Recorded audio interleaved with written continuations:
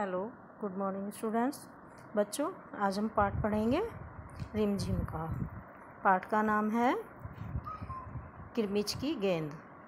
किरमिच की गेंद, इसमें वो करो।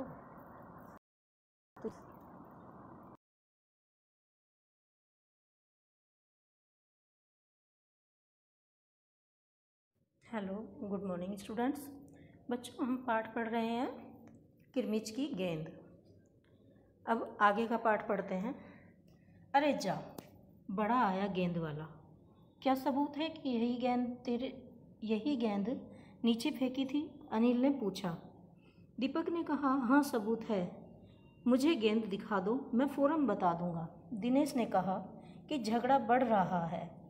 गेंद हथियाने के लिए दीपक सुधीर और सुनील का सहारा ले रहा है। वह जानता था कि यदि गेंद दीपक के पास चली गई तो ये तीनों मिलकर खेलेंगे। अच्छा, मैं गेंद लेकर आ रहा हूँ, परंतु जब तक पक्का सबूत नहीं मिलेगा मैं किसी को दूंगा नहीं, दिनेश ने कहा। गेंद आ गई। दीपक उसे देखते ही बोला, यह मेरी है, यही है मेरी गेंद। का निशान मेरी ही गेंद पर था। वाह, सभी गेंदों पर ऐसे ही निशान होते हैं, अनिल ने दिनेश का साथ देते हुए कहा। दीपक ने फिर जोर लगाया, मैं अपने पापा से कहलवा सकता हूँ कि गेंद मेरी है।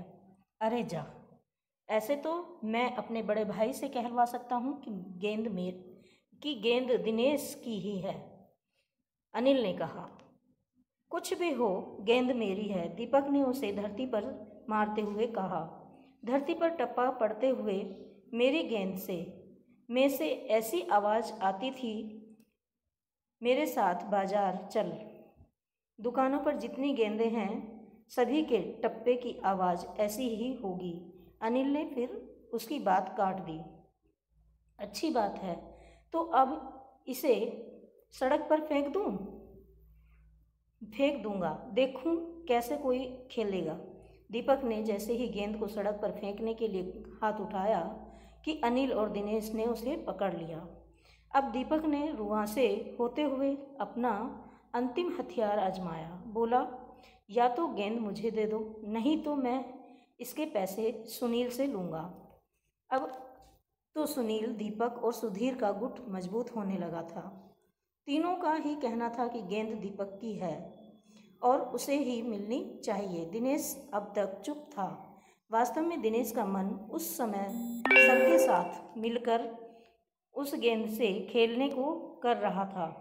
बोला, अब चुप भी रहो, झगड़ा बाद में कर लेंगे, अपने अपने बल्ले ले जाओ, पहले खेल लो। 5 मिनट के भीतर ही खेल आरंभ हो गया। दिनेश बल्लेबाजी कर रहा था। अभी 2-4 बार ही खेला था कि वह चमकदार नई गेंद एकदम जोर से उछली और दरवाज़ा पार कर सड़क पर जाते हुए एक स्कूटर में बनी सामान रखने की जालीदार टोकरी में जा गिरी। स्कूटर वाले को शायद पता भी नहीं चला। तेजी से चलते हुए स्कूटर के साथ गेंद भी चली गई। बच्चे पहले तो चिल्लाते हुए स्कूटर के पीछे भागे, परंतु जल्दी ही सब रुक गए। वे समझ गए थे कि स्कूटर के पीछे भागना बेकार है। एक पल के लिए सभी ने एक दूसरे की ओर देखा और फिर सभी ठहाका मारकर हंस पड़े। बच्चों, इस पाठ को लिखा है शांता कुमारी जैन ने। देखो बच्चों, वो ठहाका मार के क्यों हंसने लगे? क्योंकि उनमें से गेंद किसी की भी नहीं थी और गेंद स्कूटर में जा गिरी। यानी जिसकी चीज़ होती है वो शायद उसी के पास चली जाती है।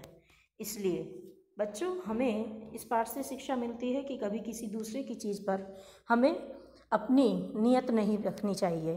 दूसरे की चीज़ है तो दूसरे को ही दे देनी चाहिए। अब हम इसके कठिन शब्द करेंगे। धन्यवाद।